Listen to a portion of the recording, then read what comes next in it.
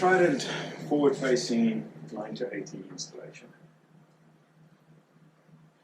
When we use the Trident as a forward-facing seat from 9 to 18 kilograms while the child is still using the 5-point harness, we're going to use the seat belt to hold the seat in place, and we are going to use what we refer to as a snake installation.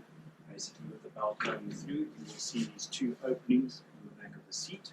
So basically, our belt will go out through the one and then come back through the other one, holding the seat in place. Now, to do that, we simply take our belt, we take that belt section and hook it underneath that arm, and boost it with cushion there.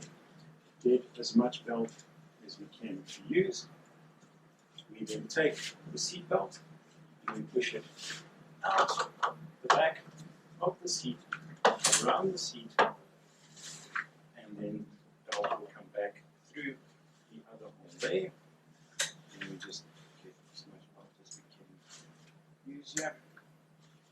And then taking both belts of the seat belt underneath the arm here, we simply clip it in place there.